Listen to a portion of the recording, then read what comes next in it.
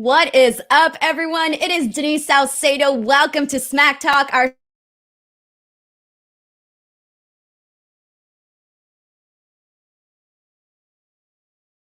I want to wish you guys the happiest holidays, and I'm so excited to talk about SmackDown here tonight because what a show it was, guys. It was such an awesome show today. I think I got to say it's one of the top SmackDowns of 2020 by far. From top to end, there was so much that went down, and we will talk about it here today. As a reminder, Rick Ucchino, my co-host, is out for the week because last week he did have his baby, so he's taking some time to spend with his family. And of course, it is Christmas, so he will be spending time with his family. Ryan K. Boman will be joining me at some point during this stream. As you all know, SmackDown ran a little late, so for people, it's ending at different times, given that SmackDown started pretty late. But I want to go ahead and kind of kick off the show here today. We're going to talk about everything chronologically, but we are getting tons of comments, guys. Once again, this is a very interactive stream, so if you want to get your comments read on the air, go ahead and send them in, and I will interact with each and every single one of you guys as possibly as I can.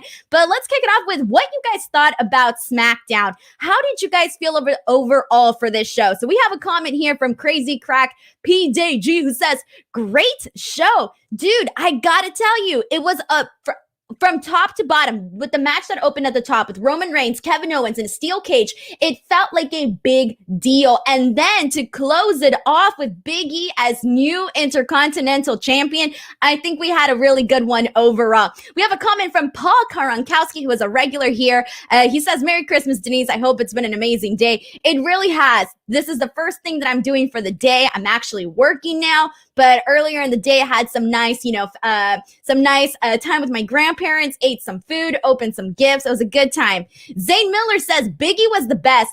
I am so happy that not only that Big E won the Intercontinental Championship, but that they made such a big deal about it. They made it into such a big celebration when they had, all the Lumberjacks essentially go in the ring, lift him up on the top of the shoulders like he just won, the championship game of a lifetime, and confetti and everything. They made it into a really, really big deal. Robert David Hodges says, saw the spoilers the other day. Only thing good was Big E winning the IC title. So Robert, I didn't read any of the spoilers whatsoever. So going into SmackDown, I had no idea what happened on this show, but it was fantastic. So I'm glad that I didn't read the spoilers. I'm really glad I didn't. I'm usually pretty good about avoiding spoilers. Elijah Washington says, Biggie did it. Kalasa Razi says, I was so happy because I'm in the UK and there were no ads. That is awesome. Yeah, I think SmackDown started for me probably around 7:10, between 7:15, and I was so confused. I was like, where is SmackDown? I was freaking out. Jake Larson says, I wish that Xavier and Kofi were there to celebrate. Seeing Otis, Chad, and the Street Profits carrying Biggie was strange. I didn't think it was strange just because it felt like such a big moment, and they made it even into a bigger moment. I think it was a big celebration, so it didn't feel strange to me. It felt kind of like a, yes, Biggie is finally getting his opportunity. And I think in that moment, the roster sort of, broke kayfabe and instead started just, cheering the guy on. Like, he won. Good for him. Nicholas Sadler says,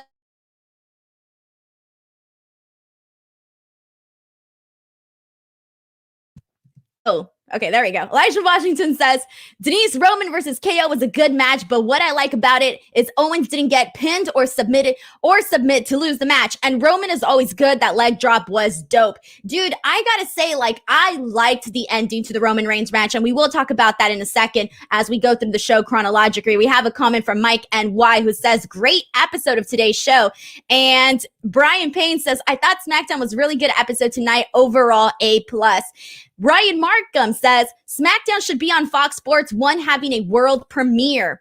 And Zane Miller says Kevin versus Roman was a great surprise in continuing the story. Marcus Brown says SmackDown was good, and I hope this win for Big E leads to a triple threat match with Big E facing Daniel Bryan and Roman for his title at WrestleMania. And we have a comment from Danny Flair who says, what did you think of that Charlotte versus Bianca moment? That kick up moment was it. I needed more. I tweeted this right away. The second I saw Charlotte and Bianca go at it in the ring, I was like, dang, man, there's so much potential there with these two women in the storyline. And even the same thing when Bianca was in there with Bayley. I felt that same exact, excitement. Sal Jr. says, I was so happy when Biggie won the Intercontinental Championship. And guys, so let's go ahead and talk about the show. And at some point, I'm hoping that Ryan Boman joins us. So as soon as he does, whenever he comes in, we'll just go ahead and go where we're left off. But let's start off with the opening match, which was a steel cage match for the Universal Championship, Roman Reigns versus Kevin Owens. So as I mentioned before we got started today, is that I didn't read any of the spoilers, okay? And to be honest, I don't even think I even knew that this match was going to happen tonight. So I went into this and I was like, oh, great, they're having a steel cage match. This is fantastic. And I loved it because right off the bat, Roman Reigns and Kevin Owens just really went at it. They started with a lot of, punching each other right off the bat. We saw some cannonballs from Kevin Owens, which we know he always does very spectacularly. We saw a frog splash from Kevin Owens. I mean, they did so much, and everything that Roman Reigns did in this match was perfect, but everything that Kevin Owens did was even better because I think he made a lot of people think that there might just be a moment where he can actually become victorious in this match. I'm pretty sure there were some people out there who either A, thought that he might win, or B, kind of wanted to see Kevin Owens win. Part of me, I felt that way with their match at TLC. Part of me wanted Kevin Owens to win the TLC match. So I didn't expect him to win tonight's match because I was like, okay, if he didn't win the TLC match, he's not going to win this match. But nonetheless, I really liked what they did here. Also, there was a point during this match where Roman Reigns literally just tells Kevin Owens, I've always been better than you. I've always been better than you. And that is one of the things that Roman Reigns has been doing on SmackDown as of late, where he really talks down to his opponent. We saw him do that with Jey Uso, and it's just really working well to continue furthering that heel status of Roman Reigns. And then we also had... So Kevin Owens fought really hard in this match, but in the end, we did have Jey Uso come on in, and essentially what he did was he handcuffed Kevin Owens to the cage, and obviously Roman Reigns was able to escape through the door, and that's how he won. But in the end, we did see Kevin Owens basically yell at Roman Reigns saying, you can't keep me down. And then he said the B word. I won't repeat the B word on here, but he said the B word. Actually, there was a lot of B words today on SmackDown. But there you go. That was the opening match. How did you guys all feel about Kevin Owens, Roman Reigns, all of this? I'm going to start it off with Nicholas Sadler, who says, I really thought Kevin was going to beat Roman. I was on my feet cheering. And don't get me started with Bianca Belair and Sasha Banks, best tag team ever. And okay, I'm going to scroll through the rest of your comments. Kalasa Razi says, KO is built different. I think one of my favorite things about Kevin Owens is the fact that when he goes in there, he comes in here with so much energy. Everything that he does just feels like a lightning bolt. And so personally, that's why I'm a fan of what Kevin Owens does in the ring.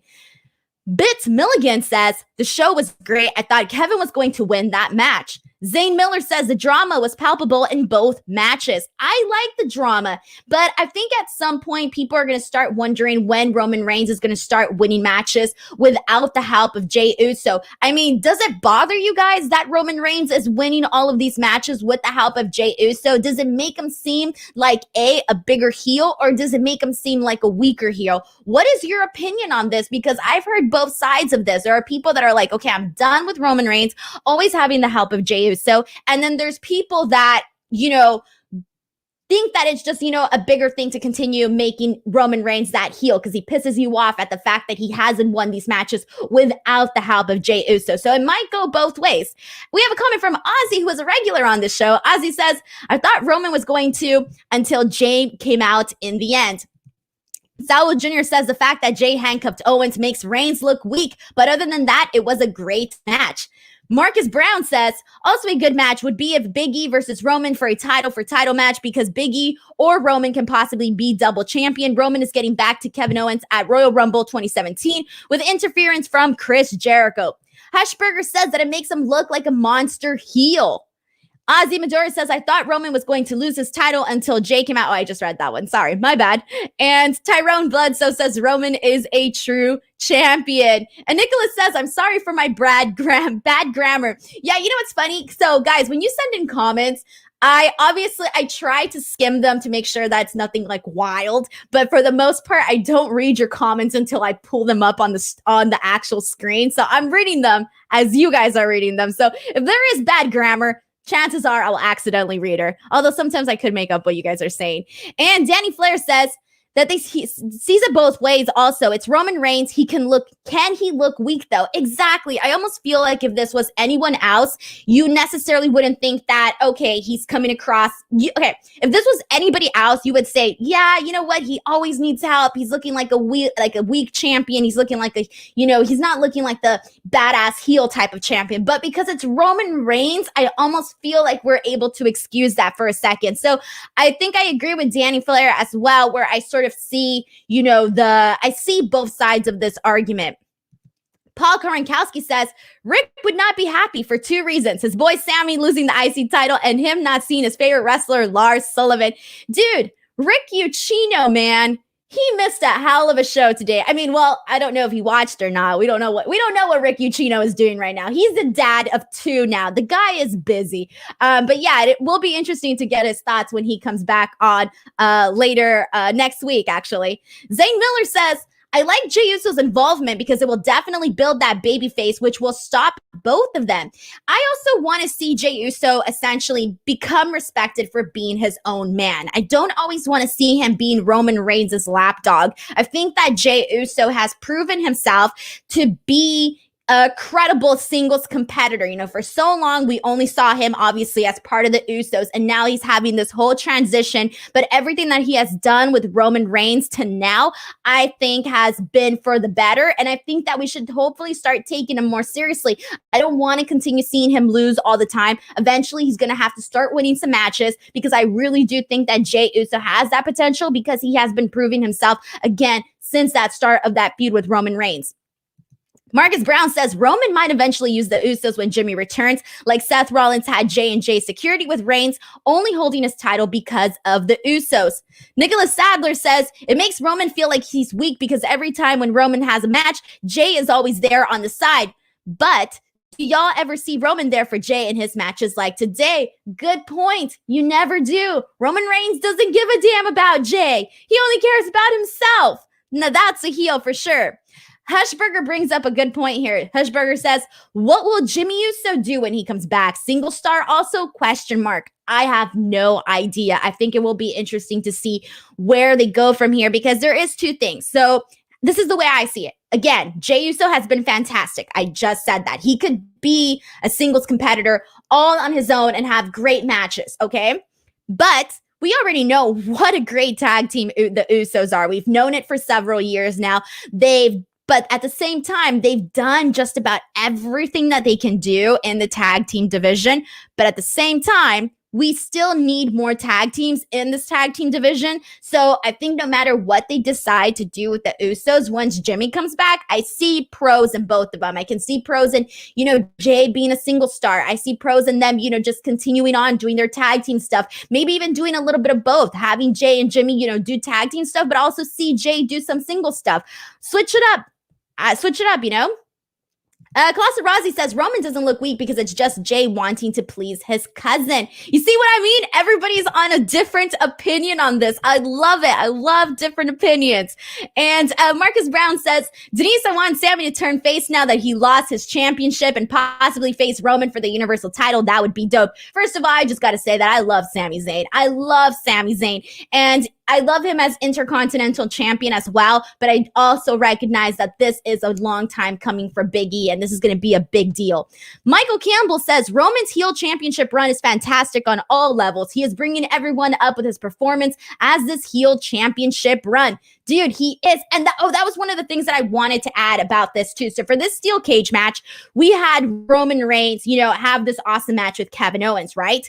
Even though all this other stuff happened in this match. I really do think that having matches like this, especially TV matches like this, really, really just makes Roman Reigns as a champion look even better. It makes his reign more impressive. And that's one of the things that I want to keep seeing for all champions across the board. Just good matches. And I think that tonight's SmackDown was a real big, it really proved that when WWE wants to, they can really put on a fantastic show. And we've seen it. We've seen it over and over, on several pay-per-views where we're like, damn, this pay-per-view is so awesome. Oh my God, this pay-per-view was awesome. And one of the things that, we've been lacking in is obviously Raw. SmackDown has been great, but SmackDown just took it to that next level tonight. And I think that, I think the fans want to continue to see that trend moving forward. So I hope that we can see a little of this transfer over to Monday Night Raw and just continue, with the momentum on SmackDown, because I think they have a really good momentum right now on SmackDown. They have so many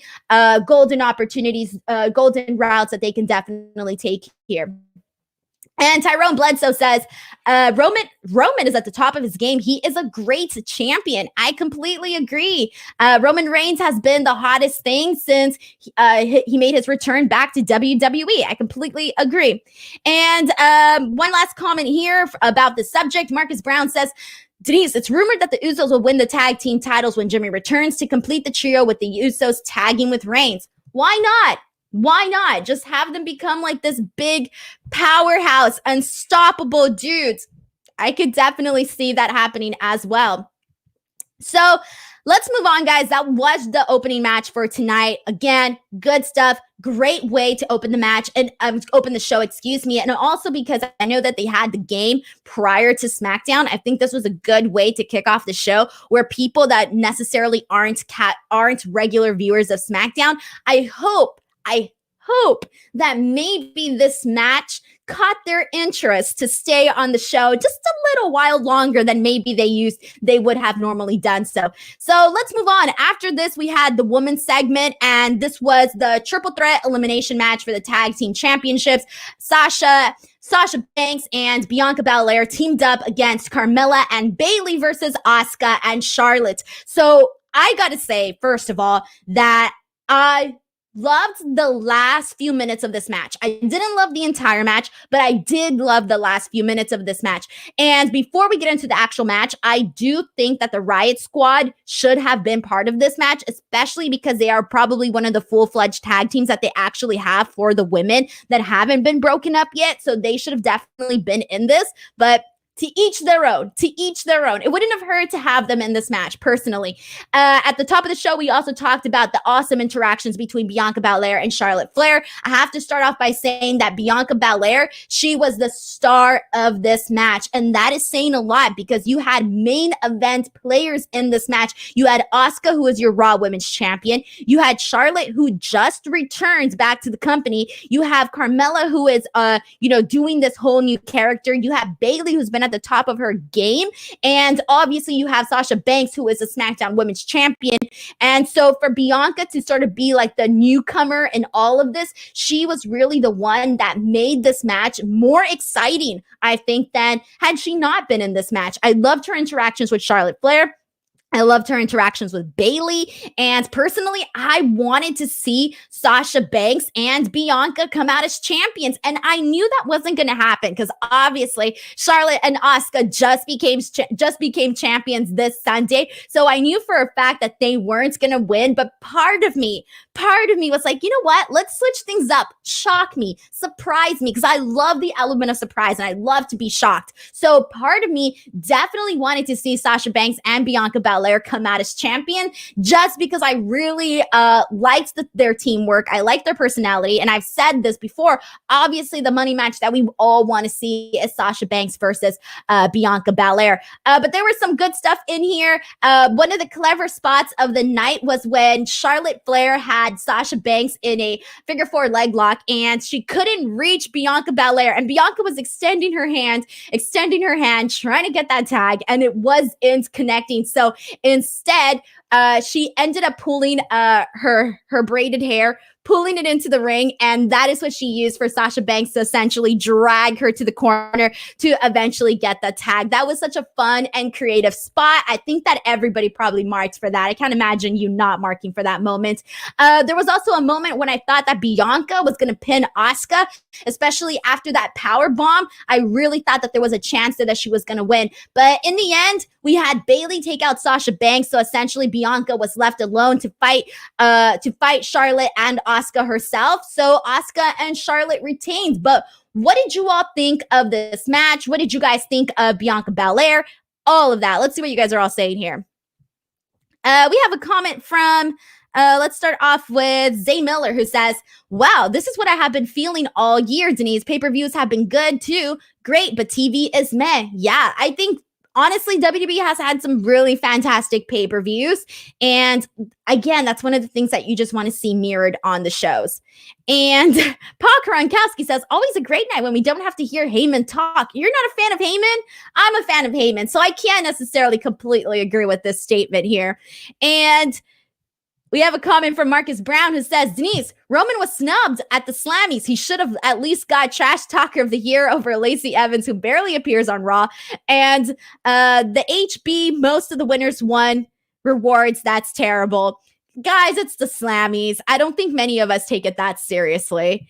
And Tyrone Bloodso says, Asuka is so cool with Flair. They won't be stopped. They are cool. I like them as a team together. I really do. And Nicholas Sadler says, oh my God, yes, the Riot Squad, they have improved so much. They have improved, and they've also always been that team that ends up on the shadows. They've always been sidelined. They haven't necessarily, like after watching that Live Forever documentary, like I'm seeing the Riot Squad and Liv Morgan so differently now. Paul Koronkowski says, should have been a four-way. Was weird seeing the Riot Squad just watching in the back. Yes, they are the only other women's tag team on SmackDown, but they are official. They are an official tag team, not like these others that were just paired up. Exactly. That's exactly what I was saying, Paul. Like, they aren't just like a random, put together tag team. Like, they're a legit tag team together. So why not have them on there? Why not? They're not going to get over to me just by watching in the back. It's not going to happen. And they're so sweet and lovable. You got to have them in there, man. Ozzy Madura says, how come Bayley and Carmella was not sent to the locker room after Bayley and Carmella were thrown over out to the ring?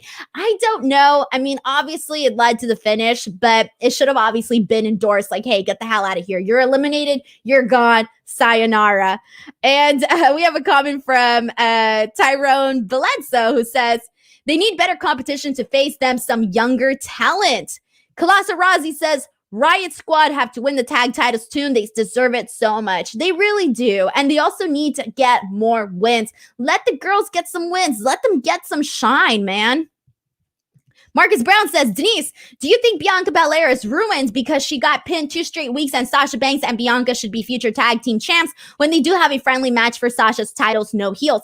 I do not think she has been ruined. And the reason for that is that she is essentially the star of every match that she's in. So even though she's essentially eating these pins, I don't think she's ruined. Yeah, it would have been nice for them to keep her, as a winner. Would have been fantastic. But I think her athletic ability and her charisma alone is carrying her that much stronger. But eventually, yes, let's not have her keep losing every so often. I'm just saying this now because it's been, twice or so that she's lost now. So once this goes more than that, then obviously I'm going to have a different opinion. That's for sure.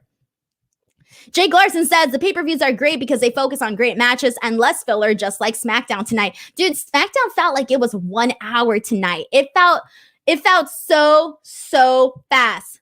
Marcus Brown says HB means the hurt business, Denise. Thank you, guys. Sometimes things don't click right away. It is what it is. All right, guys, let's move on to the next match because after this we had, after this we had a segment between Sami Zayn and the Street Profits. And essentially Sami starts off and he's yelling over at the social media correspondent because she announces that this lumberjack match is going to happen and he's pissed and he's trying to get to the bottom of it. So he's yelling at this poor girl. She leaves. The Street Profits are there and they're basically telling Sami, hey, Sami, we have a gift for you. And Sami Zayn is like, he's angry and they're like, why are you angry? We have a gift for you. So he opens up the gift and it ends up being, It ends up being a shirt that says, I was Intercontinental Champion.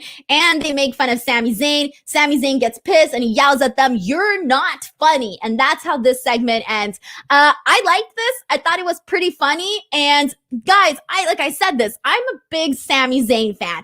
I wish that he was given more serious opportunities, but I like everything that he does so far. So what did you guys think of this segment? Azimutar says, poor Sami. I do feel bad for him. Though at the end when Biggie won, I loved Sami Zayn's facial expressions. He was just sitting there like so depressed. Poor guy. But he he definitely really sold that. Kalasa Razi says, Sami, Kevin Owens, and Roman are the best thing on SmackDown. Don't at me.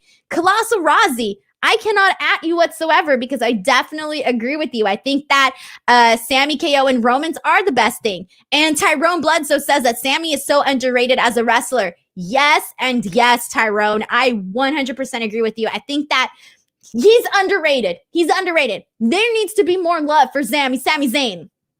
Tyrone also says, so much talent. I wish he would get a title shot at Roman. Not even just like, he also has a lot of charisma and a lot of personality, and that goes a very long way. And so personally, I would like to see that. Marcus Brown says, Denise, you look like Charlie Caruso. Thank you. I'm going to take that because she's gorgeous. Although I don't agree with the statement, but I still am going to take it as a compliment. Craig Buglin says, I'm sure that shirt will be on WWE Shop soon. It has to be, right? Or else why would they make this big hoorah about it if they're not going to put it on WWE Shop? Who knows? Who the heck knows? All right, guys. After this, we had Jey Uso versus Daniel Bryan. And this is one of the things that we were talking about is that Jey Uso, I said this at the top, he has become an incredible singles competitor. And I really do think that they can do so much with him, again, as a singles competitor. And tonight was a perfect example of this. He was so aggressive in this match with Daniel Bryan. And again, Daniel Bryan is that guy that can have fantastic matches with anybody. So that also helps Jey Uso a whole lot. But I thought that this was fantastic. We're really seeing this, this shift in Jey Uso. We're seeing him bring this new presence, this new confidence to the ring. I mean, he's losing often, but at the same time, he feels differently when he's wrestling in the ring now. He feels different than the person that we know that is part of the Usos. He feels different as a singles competitor. So personally, that's my favorite thing about Jey Uso, and that's why he's getting over in my eyes, because he's bringing a new presence, a new persona. And Daniel Bryan did win this match, and personally, I thought this was an interesting match. I thought what really sold it was the fact that Jey Uso was really just this like person that's like reinventing himself. So it felt great to see this match. I loved it. What did you all think about this? Also, after the match, we did have Daniel Bryan say that he is officially entering the 2021 Royal Rumble. So that's also going to be very exciting. So let's see what you guys are all saying here. We have some more comments on Sami Zayn. Colossus Rossi says, on Talking Smack, Sami is so funny. Guys, I haven't had a chance to see Talking Smack. And obviously, I'm on here doing this show right after SmackDown. So I always miss Talking Smack, and I miss Raw Talk. I only really get to see the highlights. So I do need to make an opportunity to get to see that a little bit more. So we'll get there eventually, hopefully. Tyrone Bledsoe says, Daniel Bryan is a true wrestler and he needs to be a champion again. Yeah, why not? Isaiah says Jey Uso versus Murphy. Why not? That would be a pretty good stuff. Mike NY says Owens versus Roman 3 at Royal Rumble with Jey Uso in a shark cage ? Hey, what's next? I mean, they've been in a TLC match. They've been in a steel cage match. So where do you kind of go from there? Where do you go? Maybe, I don't know. I don't know where you go from there. Zane Miller says, does Jey challenge for IC title? That would be good. Would give a good opponent to Big E. I think so. But at the same time, he's been on the losing streak, though. So should he be qualified to challenge for the IC title on what basis? What grounds? Give me some ideas. I don't know. Colossus Rossi says, I know the Slammies mean nothing, but it's a crime that Jey wasn't breakout star of the year. Didn't they give that to the Street Profits? That's a pretty good win for them. Sal Jr. says, Daniel Bryan and Jey Uso had an excellent match. They really did. They really did. I agree. Hushberger says, Daniel Bryan gets a lot of eliminations at the... Oh, Hushberger says that Daniel Bryan better get a lot of eliminations at the Rumble. Ozzy Madura says, awesome match between Daniel and Jey. Paul Krankowski says, Are they ever going to have the women's NXT win the tag team championships? It would be a new, fresh feeling to see them on Raw or SmackDown defending them. I have been saying this on the Raw stream for a while now that I would love to see the NXT women get those belts and, challenge them up on SmackDown and Raw. I would love to see that, especially because the NXT women's division is so stacked. They have so many women and they have people that can definitely be the tag team champions. So I would love to see that, but I don't think it's going to happen just because I feel like right now they're really keeping that on Raw and SmackDown. And especially right now with Asuka and Charlotte, from the looks of it, I have a feeling that they're going to hold on to those belts for quite a while. So we'll see what they do with them. We'll see what they do. And we have an interesting comment here, actually, from Paul Kronkowski, who says, so is the Mysterios family soap opera over for the season? Where have they been? What did they even leave off on? What did they leave off on? This was like a couple of weeks ago, guys, and we haven't seen them back. We haven't seen them back. You're right, Paul. Dang, we're missing out on the Mysterio, keeping up with the Mysterios. We're missing out on the drama. We don't know how the holidays went for them. We need to know. Marcus Brown says, hey, Denise, Owens versus Reign is in a first blood match with Jey Uso being banned, which will lead to Jimmy returning. Like I said, pitch me ideas here. I mean, it's not like I'm going to put these ideas into effect, but hey, we could at least dream book something. Why? Actually, I'm not really much of a dream booking person either, but might as well. Colossus Rossi says, KO versus Roman 3 in a Hell in a Cell match instead of waiting until October. I don't even think Hell in a Cell matches feel like a big deal anymore. At least not to me. They sort of feel like outdone, especially, or maybe I also feel that way because we just had the Hell in a Cell pay-per-view. So maybe I'm not personally all that invested in that. M. Durrett says, I wish WWE would have more clean finishes. Yeah, I agree too. But again, today's SmackDown show was really good. Marcus Brown says, Denise, would you like if Io Shirai and Asuka with a returning Kairi Sane in a trio seem? I don't know. I don't think so. I mean, it would be interesting, but I don't see Kairi Sane returning. And then I also just think that Asuka's doing her own thing. And I would like Io Shirai to keep doing her own thing. So I wouldn't necessarily bunch them up in a trio. I think that Io Shirai and Asuka could do their own thing. And Zane Miller says Mysterio family left off on Baron Corbin. Dang, I didn't even remember that. Who remembers that? Other than Zane Miller. That's how much interest and investment I had in this. Paul Kranskowski says they left off feuding with Corbin and then Corbin got back up and now they ran scared. All right, what a great way to end it. What a great way. Guys, we are moving on now. We are down to our last and final segment of the show. I don't know what happened to Ryan Boman. I don't know what happened. So I ended up, you know what, guys? Next week, I got to be really mad at Rick Ucchino. So remind me to yell at Rick Ucchino next week and let him know, because he was off having babies, celebrating Christmas, that I ended up doing the show all alone, with no warning whatsoever. So I'm going to have to yell at Rick Ucchino next week. He's going to have to take the full heat for this, and y'all got to back me up here. So we do have the last and final segment to get into. So yeah. All right, let's talk about this. So the main event, and this was obviously the big, very nice, big bang moment that we left off, the very feel-good end of the movie, happy type of moment. And it was the Lumberjack match. Big E versus Sami Zayn for the Intercontinental Championship. This was a fun match, all right? It was a fun match. I thought that Big E looked very explosive throughout this match, did a lot of cool stuff that really just showed off his size, showed off his stamina, really showed off what a powerhouse he is as a wrestler.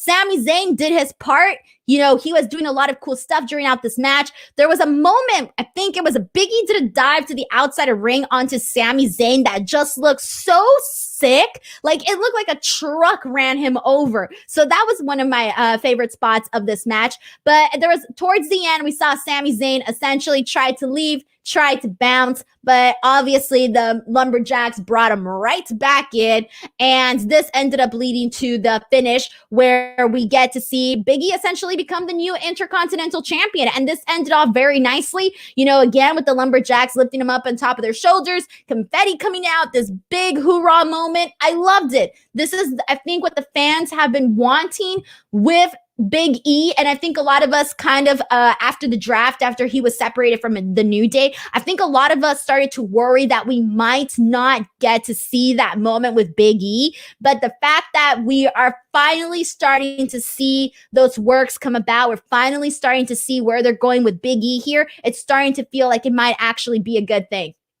By the way, we do have a comment from Hushberger, says, "You're doing great, Denise." Thanks. I do a lot of solo shows. So yeah, thank you. I appreciate the very nice comment here, but I'm still going to yell at Ricky Chino. I'm still going to yell at him. Also, thank you so much to Mike NY for the very kind comment too.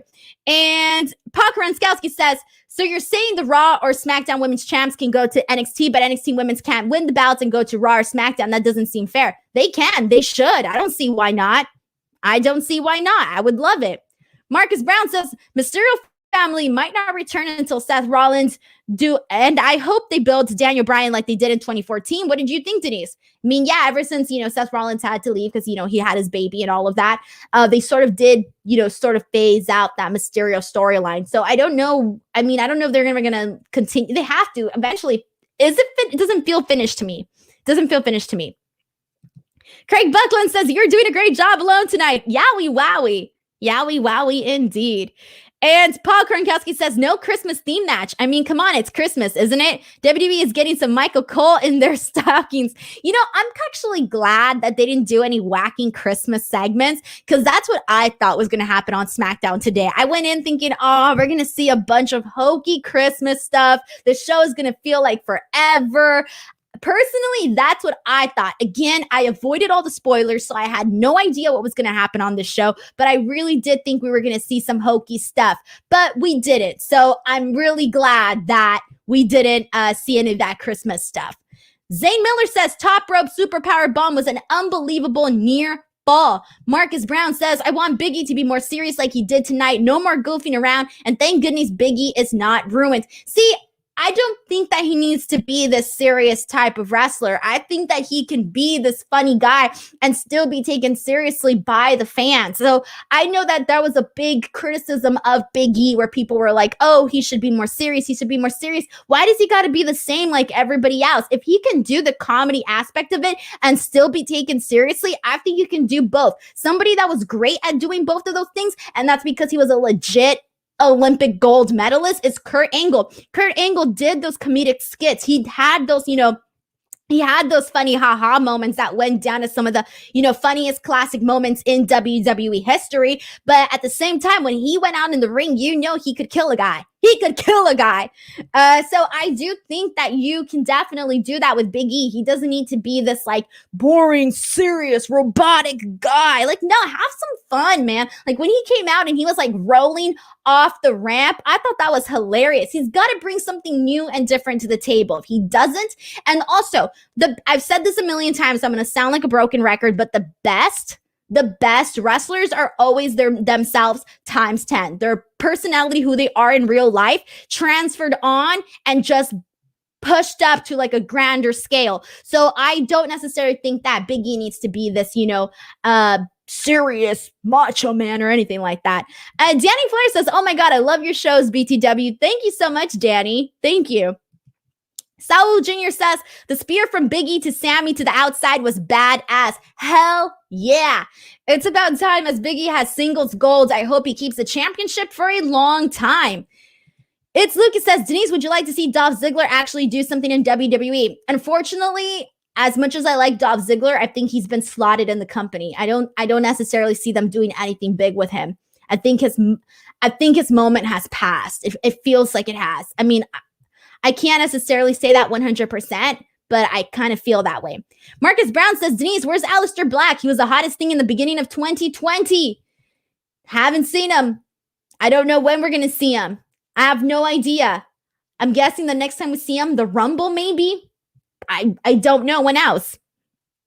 Jake Larson says, thank you, Denise, for working on Christmas. We appreciate all you do, even for a Grinch. Yeah, seriously, right? The Grinch on working on Christmas. Kalasa Rossi says, I love the fact that WWE planted the seeds for another Sami versus Daniel feud because Sami blamed Daniel for him defending the title. We got to keep getting that, guys. The more they plant the seeds, I think, the better. Hashburger says, Angle and Lesnar had great skits together. You know who also has, when he's been put in that funny guy moment, Brock Lesnar has done very good at that too. Like when he's ever had any funny moment, it always works great. And ain't nobody not taking Brock Lesnar seriously, okay? Again, Brock Lesnar could kill a guy. Paul Gronkowski says, remember, Denise, what was said a long time ago? What's worse than getting Cole for Christmas? Getting Michael Cole Christmas. That actually might have been Corey saying that. I don't remember that. So thank you for reminding me.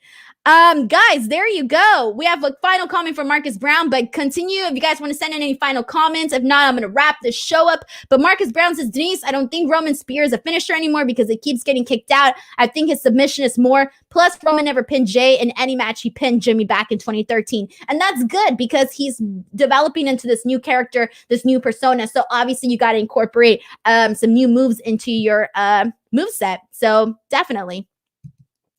Alrighty, everyone, there you go. That is my solo Smack Talk Sportskeeda SmackDown post-show Christmas edition, whatever you want to call it, show here today. I seriously want to thank you guys so much for joining me here today, especially because I did this show all alone. So I'm really happy that you guys had a good time. If you're watching the replay of this, I hope that you guys will, continue to tune in and watch Smack Talk. I can promise you, I can guarantee you that Rick Ucchino will be back next week driving this boat. So it'll be really fun. Please, if you haven't yet, follow me on Twitter or Instagram @_ Denise Salcedo. My goal is to get to 13K Twitter followers by the end of the year. Personally, I don't see it happening. I'm like 600 away, but if any of you guys haven't followed me yet, hit me up on Twitter. My Twitter username is @_ Denise Salcedo. So you guys can definitely go ahead and follow me if you guys want. Other than that, I'm done for the day. Have a very happy Merry Christmas, happy holidays, whatever you celebrate. I hope you guys have a great time, and I will see you guys next week. Goodbye, everyone. Thank you